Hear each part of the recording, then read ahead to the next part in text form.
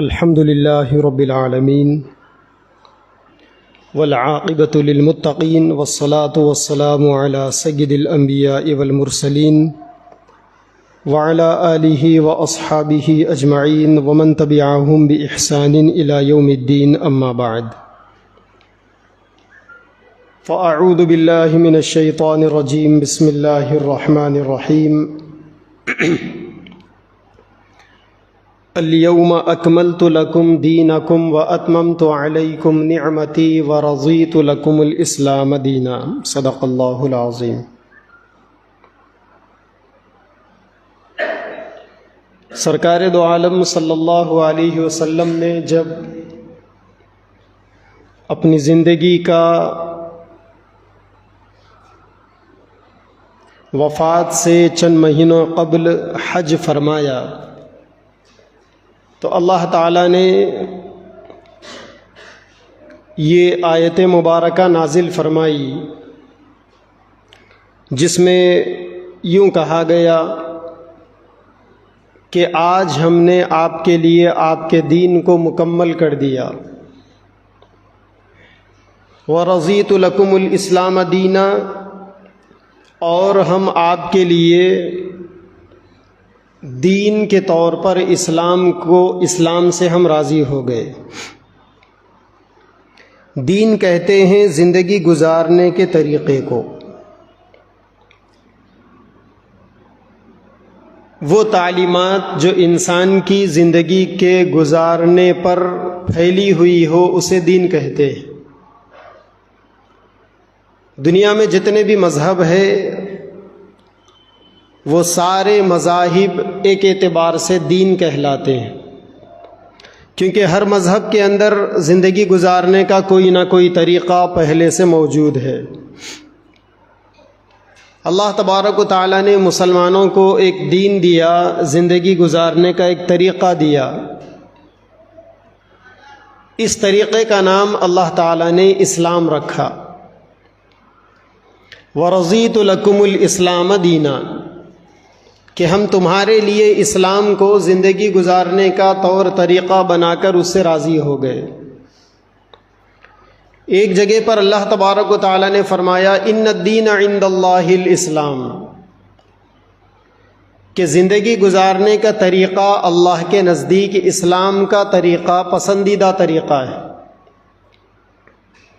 اور جو لوگ اسلام کے طریقے کو چھوڑ کر زندگی گزارتے ہیں وَمَن يَبْتَغِ غَيْرَ الْإِسْلَامِ دِينًا فَلَن يُقْبَلَ مِنْهُ، کہ جو لوگ اسلام کو چھوڑ کر زندگی گزارنے کے لیے کسی اور طریقے پر چلتے ہیں ہم اس کو قبول نہیں کریں گے، یہ اللہ نے فرمایا۔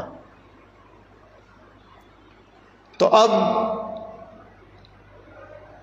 دو مشہور نام مسلمانوں میں، ایک اسلام اور ایک ایمان۔ جو لوگ اسلام کو مانتے ہیں انہیں مومن کہتے ہیں، ایمان والا کہتے ہیں۔ تو ایک طرف ہے ایمان اور ایک طرف ہے اسلام، یہ دونوں ایک ہی نام ہے جو ایک ہی موقع پر بولے جاتے ہیں، لیکن دونوں کا مطلب تھوڑا سا الگ ہے۔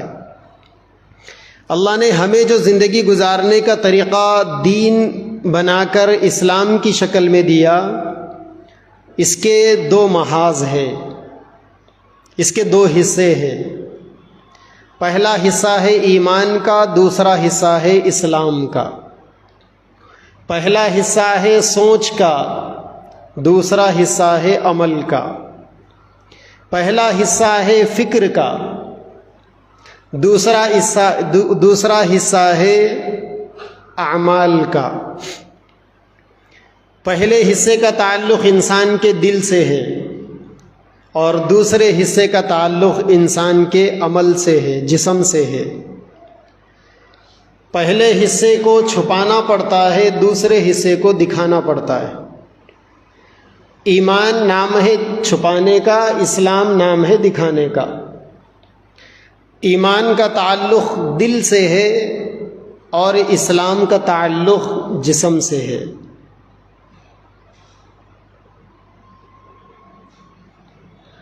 اسلام کے دو الگ الگ میدان ہیں۔ اسلام کا ایک میدان ہے عقیدے کا، اور دوسرا میدان ہے عمل کا۔ عقیدے کے بارے میں گزشتہ 10 سالوں میں یہاں سے سینکڑوں دفعہ عقیدے کی بات ہو چکی ہے۔ عقیدہ کسے کہتے ہیں؟ عقیدہ کہتے ہیں کسی بھی بات کو دین سمجھ کر اپنے دل میں بٹھا لینے کا نام عقیدہ ہے، موٹے لفظوں میں۔ تو انسان جن باتوں کو مذہب سمجھ کر دل سے مانتا ہے اسے عقیدہ کہتے ہیں۔ اسلام میں عقیدے کی بڑی اہمیت ہے، بلکہ آدمی عمل سے بعد میں مسلمان کہلائے گا، عقیدے سے پہلے مسلمان ہوگا آدمی۔ اگر انسان کا عقیدہ درست ہے تو پھر عمل بھی درست ہوگا۔ اگر عقیدے کے اندر خرابی آ جائے تو پھر عمل بھی بگڑ جائے گا۔ عقیدہ امام ہے، عمل مقتدی ہے۔ عقیدہ طہارت ہے اور عمل عبادت ہے۔ جس طریقے سے کچھ عبادتیں بغیر پاکی کے، بغیر وضو کے، بغیر طہارت کے نہیں چل سکتی، اسی طریقے سے اعمال بھی بغیر عقیدے کے نہیں چل سکتے۔ اسلام کے بنیادی عقائد وہی ہے جو اللہ کے نبی نے امت تک پہنچایا، اللہ سے لے کر اللہ کے بندوں تک پہنچایا۔ قرآن مجید میں بیشتر آیتوں میں اسلام کے بنیادی عقیدے کا ذکر موجود ہے۔ اسلام کے بعض عقائد وہ ہے جو قرآن سے ہمیں بتائے گئے، بعض عقائد احادیث سے بتائے گئے۔ امت کے محسن اکابر علماء نے ان سارے عقائد کو ایک جگہ جمع کر دیا، جسے عقائد اہل سنت والجماعت کہتے، جس کا ہر آدمی کو علم ہونا بے حد ضروری ہے۔ ہم میں سے اگر کوئی آدمی تہجد گزار بھی بن جائے، اس کی زندگی میں 60 سال 70 سال اس نے کبھی تہجد قضا نہیں کی، لیکن اس کا عقیدہ اہل سنت والجماعت کے عقیدے سے کٹا ہوا تھا، تو اس کے 60 سال کی تہجد بھی اس کے منہ پر مار دی جائے گی۔ جو بھی نیکی اللہ تعالیٰ قبول کریں گے وہ عقیدے کی درستگی کے ساتھ قبول کریں گے، ورنہ اچھے کام تو دنیا میں کافر بھی کرتے ہیں۔ آج کل مسلمان سخاوت کیا کریں گے؟ کافروں کی سخاوتیں بہت مشہور ہیں۔ مسلمانوں کے پاس ہاتھ خالی ہے، دولت نہیں ہے، مسلمان آج سوچ بھی نہیں سکتا کافر اتنا بڑا اماؤنٹ صدقہ کر رہے ہیں۔ فیس بک کا جو بانی ہے زکربرگ، جب اس کو لڑکی پیدا ہوئی تو اس نے 7,500 کروڑ روپے کا صدقہ کیا۔ بہت سے دوستوں کو یہ بھی نہیں معلوم کہ 7,500 کروڑ روپے میں کتنے صفر ہوتے ہیں۔ تو نیکی کیا اس نے، سخاوت کی۔ سخاوت اللہ تعالیٰ کو بہت پسند ہے، لیکن اس کی سخاوت اور اس کی یہ نیکی دنیا کے حد تک، آخرت میں اتنی بڑی نیکی پر کچھ نہیں ملے گا، کیونکہ عقیدہ بگڑا ہوا ہے، ایمان سلامت نہیں۔ اگر کوئی آدمی 1000 مسجدیں بنا دے لیکن وہ کافر ہو، تو وہ 1000 مسجدوں کی نیکی کا بدلہ اس کو دنیا میں تو مل جائے گا، دنیا کی نعمتوں میں اضافے کے ساتھ، لیکن آخرت میں کچھ نہیں ملے گا۔ وجہ یہ ہے کہ آخرت میں چلنے والا سکہ ایمان اور عقیدہ ہی نہیں ہے اس کے پاس۔ وہی اگر کوئی مسلمان 1 روپیہ بھی کسی مسجد میں لگا دے تو دنیا میں بھی بدلہ ملے گا، آخرت میں بھی ملے گا، کیونکہ عقیدہ درست ہے۔ تو چلنے والی چیز اصل میں عقیدہ ہے، جس پر محنت کرنے کی ضرورت ہے۔ عقیدے کے بغیر کچھ نہیں ہونے والا ہے۔ اسلام کے عقائد میں بنیادی عقیدہ توحید کا عقیدہ ہے، اللہ کو ایک ماننے کا عقیدہ۔ یہ دنیا جب سے بنی ہے، دنیا میں جب سے انسانوں کے آنے کا سلسلہ چلا ہے، ہر آدمی نے اللہ کو مانا۔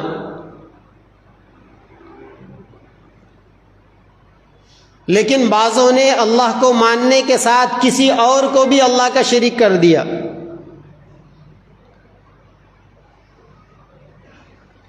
مشرکین مکہ جب خانہ کعبہ کا طواف کرتے تھے تو جس طریقے سے آج مسلمان لبیک اللہم لبیک، لبیک لا شریک لک لبیک کہتے ہیں، اے اللہ میں حاضر ہوں، آپ کے دربار میں موجود ہوں، لا شریک لک، اے اللہ آپ کا کوئی شریک نہیں، یہ مسلمان کہتے ہیں۔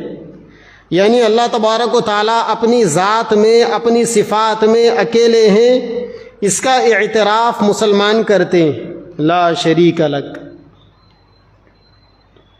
لیکن جو مشرکین مکہ تھے وہ جب خانہ کعبہ کا طواف کرتے تھے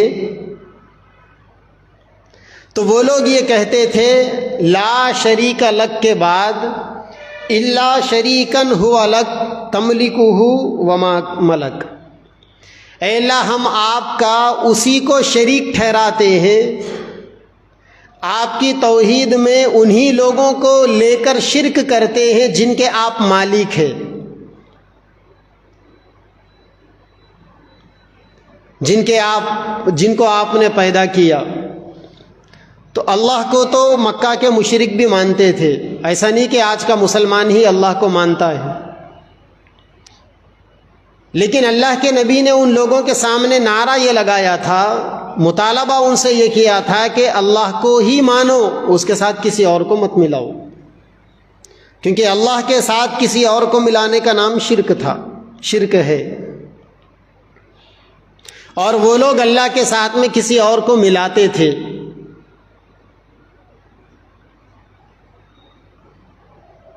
ما نعبدهم الا ليقربونا الى الله زلفى، یہ ان کا نعرہ تھا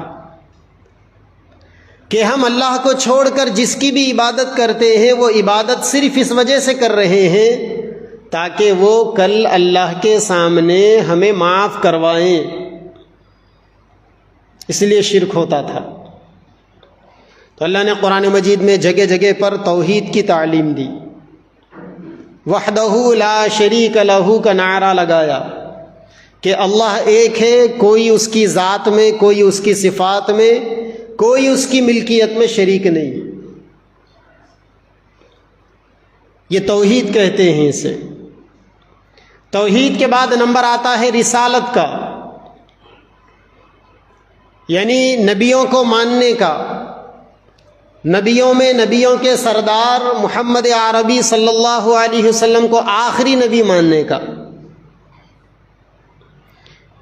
کچھ لوگوں نے اللہ کے نبی کو نبی ماننے سے انکار کر دیا، تو رسالت کی پختگی کے اوپر لوگوں کو کھڑا کیا گیا کہ نبی کو ماننا بھی ضروری ہے اور اس نبی کو آخری نبی ماننا ضروری ہے۔ مکہ کے کافروں کا یہ مزاج تھا کہ وہ لوگ یہ کہتے تھے کہ مرنے کے بعد دوبارہ زندہ ہونا نہیں ہے،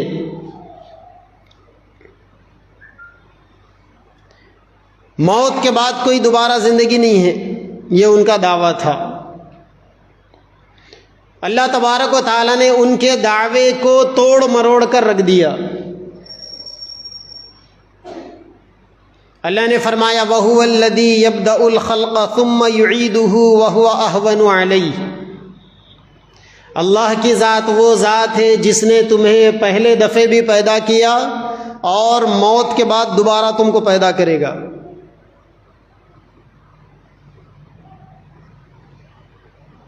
پھر اسی طریقے سے موت کے بعد کی زندگی کا عقیدہ، جنت اور جہنم کا عقیدہ، حساب اور کتاب کا عقیدہ، پلسرات کا عقیدہ، میدان محشر کا عقیدہ،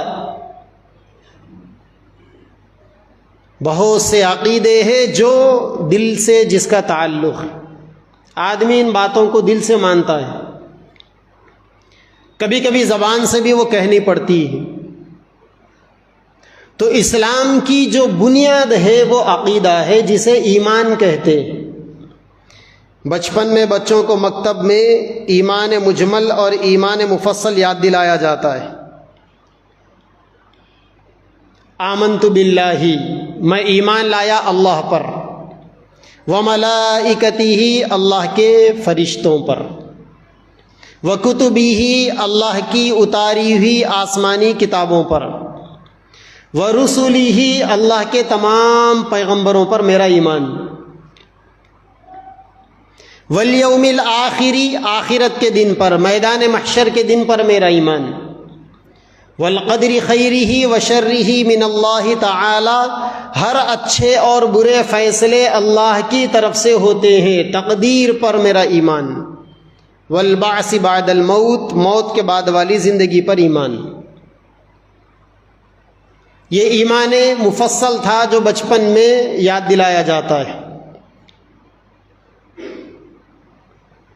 یہ وہ ایمان ہے. اسلام کا تعلق عمل سے ہے، جسم سے ہے. اسلام میں اللہ تعالیٰ نے 4 عبادتوں کو بڑی بڑی عبادت بنایا. ایک دفعہ اللہ کے نبی کے پاس ایک فرشتہ انسان کی شکل میں آ کر، جبکہ پیارے نبی صحابہ کی مجلس میں بیٹھے ہوئے تھے، فرشتے نے اللہ کے نبی سے سوال کیا، مل ایمان، ایمان کس کا نام ہے؟ اللہ کے نبی نے وہی ایمان مفصل والی باتیں بتائی، ان تؤمن باللہ وملائکتہ.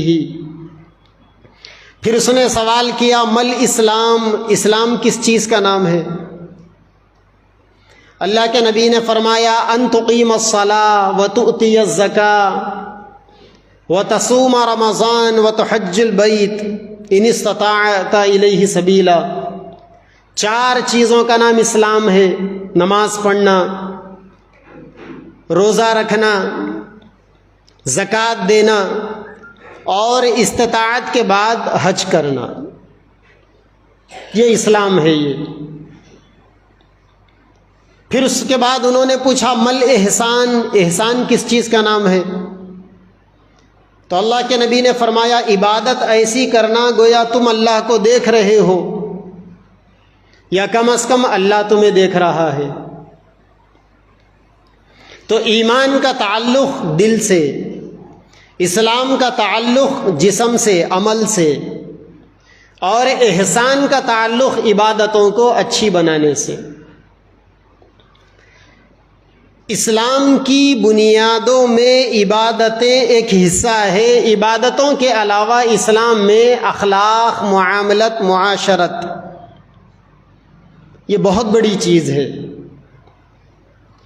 کوئی مسلمان صرف یہ دعویٰ نہیں کر سکتا کہ میں نماز پڑھ لیا تو مسلمان ہو گیا. اسلام ایک آئیڈیالوجی کا نام ہے. اسلام ایک سوچ کا نام ہے، ایک فکر کا نام ہے، ایسی فکر جو انسان کی زندگی کو گھیری ہوئی ہے. اسی لیے اللہ نے قرآن میں فرمایا، یا ایھا الذین آمنوا ادخلوا فی السلم کافہ، اے ایمان والو اسلام میں پورے کے پورے داخل ہو جاؤ. اگر اسلام صرف 4 چیزوں کا نام ہے، نماز پڑھنا، روزہ رکھنا، زکوٰۃ دینا، حج کرنا، تو اللہ تعالیٰ یہ کیوں کہتے کہ پورے کے پورے داخل ہو جاؤ؟ اللہ نے مکمل اسلام کو فالو کرنے کی تعلیم دی. تو مکمل اسلام کس چیز کا نام ہے؟ مکمل اسلام عبادتوں سے بھی تعلق رکھتا ہے، اخلاق سے بھی تعلق رکھتا ہے. ہمارے جو آپسی لین دین ہوتے ہیں جسے معاملات کہتے ہیں، اس سے بھی اسلام تعلق رکھتا ہے.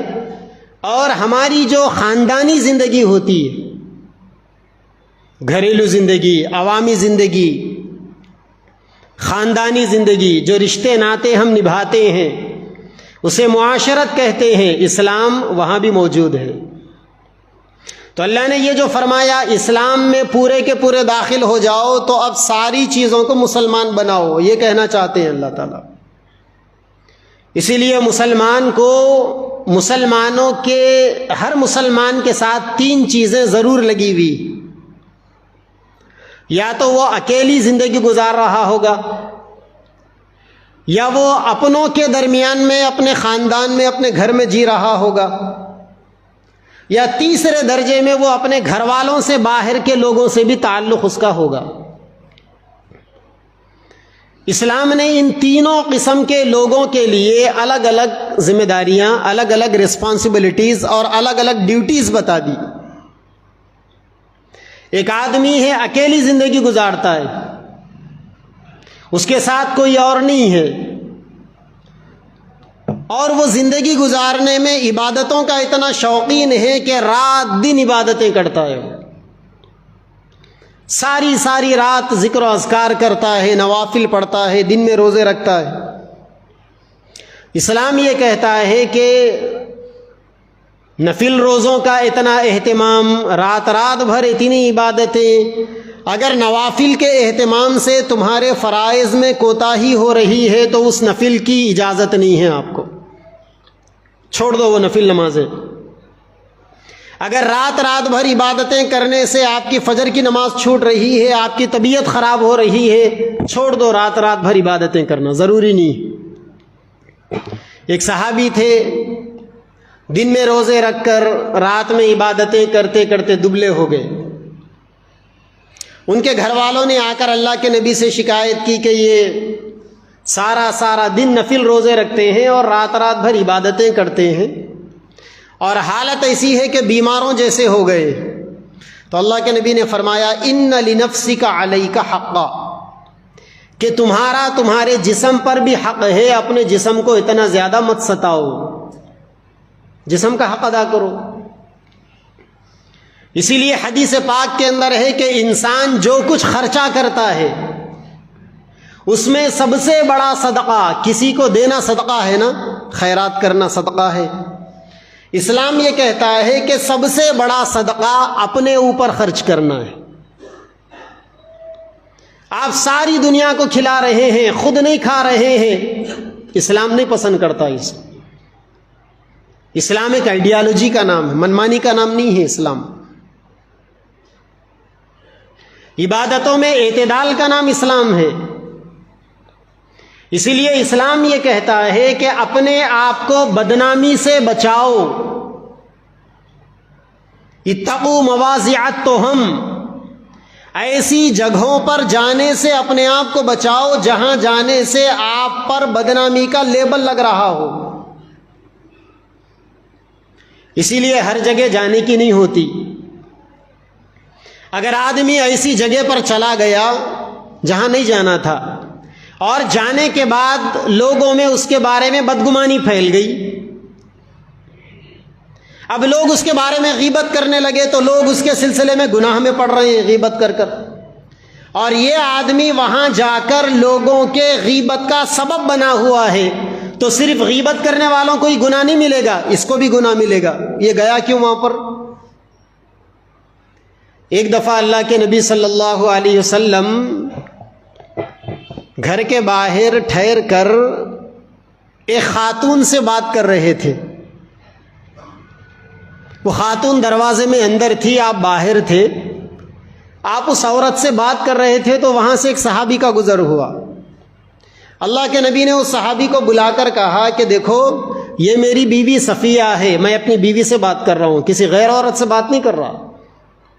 تو وہ صحابی کہنے لگے یا رسول اللہ، میرے ماں باپ آپ پر قربان، کیا میں کبھی آپ کے بارے میں شک کر سکتا ہوں کیا کہ نبی غیر عورت سے بات کر رہے؟ تو اللہ کے نبی نے فرمایا ان الشیطان یجری فی الانسان کمجری الدم، جس طریقے سے تمہارے رگوں کے اندر خون دوڑ رہا ہے نا، شیطان بھی ایسا ہی تمہارے رگوں کے اندر دوڑتا ہے، تمہارے دلوں میں برے وسوسے برے خیالات لاتا ہے۔ اگر تمہارے دل میں یہ خیال آ گیا کہ نبی کسی غیر عورت سے بات کر رہے ہیں، نبی کے بارے میں بدگمانی ہوتے ہی تمہارے دل سے تمہارا ایمان ختم ہو جائے گا. اس لیے میں نے تمہارے ایمان کو بچانے کے لیے وضاحت کر دی کہ میں اپنی بیوی سے بات کر رہا تھا. انسان اگر اکیلا ہے تو منمانی نہیں ہے، ذمہ داری ہے. اتنا پاکیزہ مذہب دنیا میں کہاں سے لائیں گے آپ جو اتنا اچھا گن سکھاتا ہو آپ کو؟ اور اگر آپ اکیلے نہیں ہیں، خاندانی زندگی جی رہے ہیں، تو اسلام یہ کہتا ہے کہ ہر ایک کے حقوق ہے. آپ ماں باپ کے ساتھ میں ہیں تو ماں باپ کا حق ہے، آپ بیوی بچوں کے ساتھ میں ہیں تو بیوی بچوں کا حق ہے، آپ پڑوسیوں کے ساتھ میں ہیں تو پڑوسیوں کا حق زیادہ ہے. اللہ کے نبی نے یہاں تک فرمایا کہ اپنے پڑوسیوں کو تکلیف نہ دو، یہاں تک کہ پڑوسی کے کتے کو ڈھیلا مار کر بھی تکلیف نہ دو. یہ اسلام ہے. یہ اللہ کے نبی نے یہاں تک فرمایا کہ اپنے مکانات کو اتنا اونچا مت بناؤ کہ جس کی وجہ سے پڑوسی کے گھر میں ہوا جانے سے، روشنی جانے سے رکاوٹ بنے. بنانے سے پہلے اجازت لے لو ان کی. یہ اسلام ہے، یہ جو حقوق سکھاتا ہے، جو ذمہ داریاں بتاتا ہے، مکمل رعایت سکھاتا ہے اسلام. اور اگر آدمی خاندان والوں سے آگے بڑھ کر اور دوستیاں اگر آدمی قائم کرے تو اسلام یہ کہتا ہے کہ دوستی قائم کر لینا کافی نہیں ہے، دوستی کے حق بھی ادا کرنا ہے. دوستی کے حقوق کیا ہے؟ اکثر دفعہ ایسا ہوتا ہے ہم کہیں ٹھہرے ہوئے، ہمارے سامنے کسی انسان کا تذکرہ آتا ہے، غیبت ہوتی ہے اس کی، ہم مزے لے لے کر سنتے ہیں وہاں پر. بلکہ اگر ہوا تو ہماری جانب سے دو چار باتیں اس گناہ میں ہم بھی اپنی ڈال دیتے ہیں. کسی کی برائیوں کا تذکرہ چل رہا تھا، ہم بھی بول دیں گے وہاں پر، ہاں ایسی ہی ہے. ان سوچیں گے، دماغ کے اوپر بوجھ ڈالیں گے، دماغ کے نیہا خانوں کے اندر جو چیزیں دفن ہے وہاں سے وہ گڑے مردوں کو نکال کر آدمی کو ڈیمیج کریں گے. اللہ کے نبی نے کیا فرمایا؟ اگر تمہارے سامنے تمہارے کسی بھائی کی غیبت ہو رہی ہو اور لوگ اس کی برائی کو بیان کر رہے ہو تو آپ فوری ٹوک دو سامنے والوں کو اور اس بھائی کی کوئی نہ کوئی اچھائی کو بیان کر دو اور یہ کہو کہ تم جیسا کہہ رہے ہو وہ ویسا نہیں ہے بلکہ وہ ایسا ہے، اچھا ہے وہ. اس سے کیا ہوگا؟ اس سے یہ ہوگا کہ بعد میں اللہ تمہاری عزت کو بچائے گا. اگر تم وہاں پر خاموش بھی ٹھہرے رہے تو بعد میں اللہ تمہیں بھی ذلیل کرے گا. ذمہ داری ہے. ایسا نہیں اٹھا کے زبان تارخ کو لگا دیے، کسی کے بھی بارے میں کچھ بھی بول دیے، یا کہیں بھی کسی کے بارے میں کوئی بات چل رہی تھی آپ صفائی پیش نہیں کرے. بولنا چاہیے آدمی کو. تو یہ اسلام سوشل لائف جو آدمی جیتا ہے اس کے کچھ ذمہ داریاں بتاتا ہے اسلام، اسے معاشرت کہتے ہیں. آپ لوگوں کے ساتھ میں ملتے جھلتے ہو تو آپ کا جو برتاؤ ہے اسے اخلاق کہتے ہیں. اللہ کے نبی نے فرمایا کہ اپنے بھائیوں سے مسکراتے چہرے کے ساتھ ملو، محبت کے ساتھ ملو. یہاں تک فرمایا اللہ کے نبی نے کہ اگر کوئی آدمی اپنی جانب سے اپنے بھائی کے دل میں خوشی ڈال دے اللہ خوش ہوتے ہیں اس سے.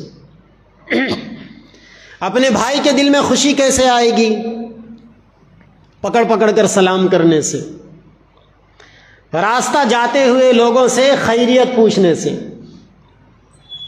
ایک آدمی آپ کے بازو سے گزر رہا ہے، آپ بھی انجان بن کر چلے گئے تو دونوں کے دل کے اندر ایک قسم کا گیپ ہے. اگر آپ نے اس کو سلام کیا وہ آدھا گھل جائے گا آپ کے لیے. آپ نے اس سے پوچھا خیریت ہے، طبیعت ٹھیک ہے، گھر میں کیسا ہے سب، کاروبار کیسا چل رہا، بس وہ تو آپ کے اوپر اپنی جان نچھاور کر دے گا. اس کے دل کو آپ نے خوش کر دیا خیریت پوچھ کر، اس کا مزاج پوچھ کر، اس کے حالات پوچھ کر. ملاقات کے آداب ہے یہ. اللہ کے نبی نے فرمایا کہ اپنے مسلمان بھائی سے مسکراتے چہرے کے ساتھ ملنا بھی نیکی ہے۔ ہم سمجھتے ہیں صرف تسبیح پڑھنا ہی نیکی ہے، قرآن پڑھنا ہی نیکی ہے، نماز پڑھنا ہی نیکی ہے، اور نبی فرما رہے ہیں کہ مسکراتے چہرے کے ساتھ ملنا بھی نیکی ہے۔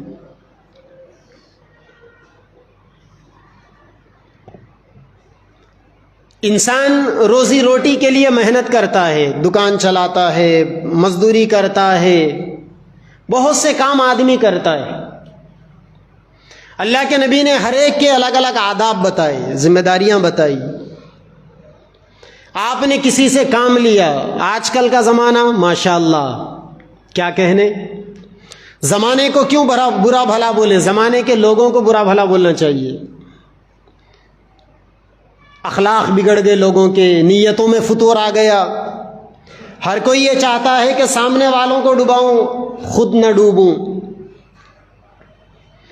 آپ جائیں باہر نکل کر دیکھیں، ہر میدان کے اندر آپ کو چیٹنگ ملے گی، ہر میدان کے اندر آپ کو فراڈ ملے گا، دھوکہ ملے گا۔ طاقتور لوگوں کا سکہ چل رہا ہے تو کمزوروں کو دبائیں گے وہ۔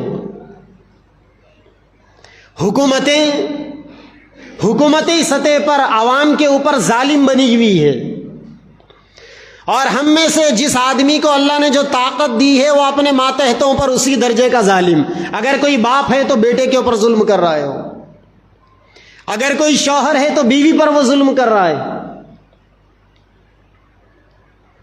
اگر کوئی مالک ہے تو اپنے ماتحتوں پر، اپنے نوکروں پر وہ ظلم کر رہا ہے۔ وہ ان کے خون پسینے کو ایک کرنے کی محنت، کام تو لیتا ہے، مزدوری وقت پر نہیں دیتا۔ اسلام نے بتایا کہ پسینہ سوکھنے سے پہلے مزدوری دے دو، پسینہ سوکھنے سے پہلے۔ اگر آپ دکان چلا رہے ہیں، اسلام یہ کہتا ہے ناپ تول میں ڈنڈی مت مارو، کیونکہ اللہ تبارک و تعالیٰ نے حضرت شعیب علیہ السلام کی قوم کو عمومی عذاب میں تباہ کر دیا۔ ان کا جرم صرف یہ تھا کہ ناپ تول میں ڈنڈی مارتے تھے، عبادتیں بہت کرتے تھے وہ لوگ، ایسا نہیں کہ نافرمان تھے، عبادتیں نہیں کرتے تھے عبادتیں، مگر ناپنے تولنے میں ڈنڈی مارتے تھے۔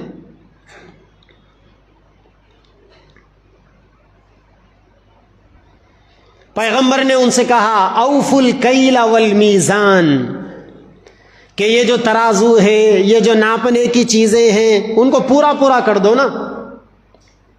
ولا تبخسوا الناس اشیاءہم، لوگوں کی چیزوں میں کمی مت کرو۔ ڈنڈی ماری انہوں نے، اللہ نے ان پر عذاب مسلط کر دیا۔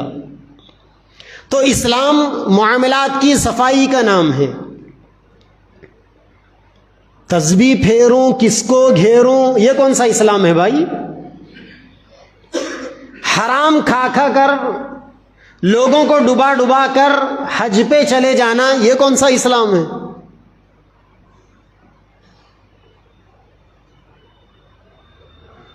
کسی شاعر نے کیا پیارا شعر کہا،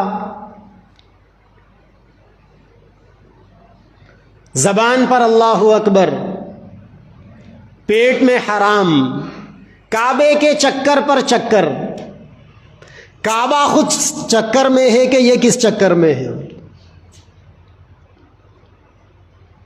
صاحب ہر مہینہ ہم حج کرنے والے، ہر مہینہ عمرہ کرنے والے، ہر سال حج کرنے والے، کاروبار میں ڈنڈی مارنے والے، نوکری کا غلط استعمال کرنے والے، رشوتیں لینے والے، گورنمنٹ نے جو پوسٹ دے کر ان کو بٹھایا لوگوں کی خدمت کے لیے، لوگوں کے کاموں کے لیے، بغیر پیسے کے وہ کام نہیں کرنے والے، رشوت پہ رشوت، رشوت پہ رشوت۔ ریٹائرمنٹ کے بعد ایک حج کر لیے اور یہ سمجھنے لگے ساری زندگی حرام کاری میں گزارا، ایک حج کر لیا اللہ معاف کر دیں گے، ہرگز نہیں معاف کریں گے۔ ارے اللہ تعالیٰ معمولی سینگ والی بکری اگر بغیر سینگ والی بکری کو مار دیتی ہے، اللہ اس کو معاف نہیں کرتے، تم ساری زندگی اللہ کے بندوں کا خون چوستے رہو، اللہ تمہیں معاف کریں گے؟ تم اپنے بھائیوں کا، بہنوں کا وراثت میں حق ڈباؤ، اللہ تمہیں معاف کریں گے؟ اگر اللہ تم جیسے لنگوں کو لچوں کو اگر معاف کریں گے تو جہنم کس کے لیے رکھی ہے اللہ نے؟ فرشتوں کو ڈالیں گے اس میں؟ نیک لوگوں کو ڈالیں گے کیا اللہ جہنم میں؟ اور اللہ نے یہ کیوں کہا لَأَمْلَأَنَّ جَهَنَّمَ مِنَ الْجِنَّةِ وَالنَّاسِ أَجْمَعِينَ کہ میں جہنم کو جنات اور انسان کی اکثریت سے بھروں گا؟ کون ہے وہ جانے والے اس میں؟ اسی لیے اسلام 100% عمل کا نام ہے۔ اچھے اچھے دیندار سمجھے جانے والے سودی دھندوں میں پڑے ہوئے ہیں، جوئے کے اندر سٹے لگا رہے ہیں، سٹے، فٹ بال چل رہا، IPL چل رہا، اچھے اچھے پہلی صف کے مصلی اس کے اندر سٹے لگا رہے ہیں، جا کے جوئے کا حصہ بن رہے۔ یہ جتنی چٹھیاں چل رہی ہیں مارکیٹ میں، چٹھیاں ڈال ڈال کر سب حرام کے دھندے چل رہے ہیں۔ ابھی ایک فون آیا ایک خاتون کا ایک آدھ مہینہ پہلے، کہنے لگی کہ 5 لاکھ کی 2 چٹھیاں ڈالے تھے، 2 چٹھیوں پر 2.5 لاکھ روپے زیادہ آئے۔ بسم اللہ مسجد میں 5000 چندہ دینا چاہتی ہوں۔ بولا کوئی ضرورت نہیں ہے چندہ دینے کی، تمہارے حرام ہے تمہارا وہ پیسہ، وہ پورے 2.5 لاکھ روپے پورے چٹھیاں والوں کو واپس کرو۔ 10 لاکھ روپے پہ 2.5 لاکھ روپے لگ کر آئے، حرام نہیں ہے وہ؟ سود نہیں ہے وہ؟ اللہ کے نبی نے فرمایا کہ آخر زمانے کے اندر ایک ایسا دور آئے گا کہ لوگ اگر سود سے نہ بھی بچے، سود سے بچ بھی جائیں، سود کے دھوئیں سے نہیں بچ سکتے۔ بینکوں کے اندر سیونگ اکاؤنٹ میں پیسہ رکھا ہوا ہے، ہر مہینہ اس کے اوپر سود ایڈ ہو رہا ہے، احساس ہی نہیں، برسہا برس ہو گئے سود کھاتے کھاتے۔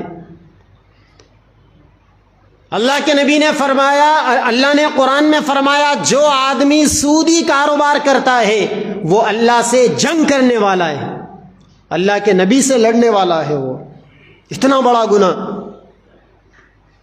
نماز چھوڑنے والے کے بارے میں، حج چھوڑنے والے کے بارے میں نبی نے یہ نہیں فرمایا، سود کا کاروبار کرنے والے کے بارے میں یہ فرمایا۔ بڑی معصومیت کے ساتھ لوگ یہ بول رہے ہیں ہمارے جتنے پیسے تھے ہم اتنے لے لیں گے۔ ارے وہ جو سودی جو حرام کا سسٹم تھا، آپ اس کا حصہ تو بنے نا۔ ایک حرام کے سسٹم کا حصہ بننے کا بھی وبال آپ پر آئے گا۔ اسی لیے علماء کہتے ہیں کہ بینکوں کے اندر سیونگ اکاؤنٹ نہیں کھولنا چاہیے، کرنٹ اکاؤنٹ رہے جس پر انٹرسٹ ایڈ نہیں ہوتا۔ مسائل علماء سے پوچھ کر عمل کرنا چاہیے تاکہ آدمی میں دینداری آئے، سمجھ میں آئے آدمی کو۔ دین سمندر ہے نا، یہ عمل کرنے کے لیے آدمی جائے گا تو قدم قدم پر پوچھ کر عمل کرنا پڑے گا آدمی کو۔ نمازیں پڑھ لیے، روزے رکھ لیے، کچھ تسبیحات کر لیے، اللہ نے توفیق دی تو حج کر لیے، زکوٰۃ دے دیے، قربانی دے دیے، فطرہ نکال دیا، اور یہ سمجھ لیے کہ 100% مسلمان نہیں، صرف 5% مسلمان۔ یہ سب کرنے کے بعد بقیہ 95% کے لیے اخلاق کو بدلاؤ، معاشرت کو بدلاؤ۔ کتنے لوگ ایسے نہیں ہیں جو پہلی صف کے مصلی ہے، روزانہ گھروں میں جا کر بیویوں پر ظلم کرتے ہیں، حیوان بنے ہوئے ہیں۔ ایسے حیوانوں سے اللہ کی توبہ، اللہ معاشرے کو بچائے۔ اللہ کے نبی نے یہ نہیں فرمایا، نبی نے فرمایا تم میں سب سے بہترین انسان وہ ہے جس کا رویہ اس کی بیوی کے ساتھ میں سب سے اچھا ہو۔ نبی نے یہ کہاں فرمایا پہلی صف میں کھڑے ہو کے نماز پڑھنے والا سب سے بہترین؟ کہیں نہیں فرمایا آپ نے۔ تکبیر اولیٰ کے ساتھ نماز پڑھنے کی اپنی اہمیت ہے اپنی جگہ پر، اس سے زیادہ اہمیت اگر آپ شوہر ہیں تو کامیاب شوہر بننے میں، اگر آپ بیٹے ہیں تو فرما بردار بیٹے بننے میں، اگر آپ باپ ہیں تو ذمہ دار باپ بننے میں اس کی اہمیت ہے۔ کاروبار کر رہے ہیں، سچائی کے دامن کو نہ چھوڑو، جھوٹ مت بولو، امانت داری کا پورا پاس و لحاظ کرو، دھوکہ مت دو لوگوں کو۔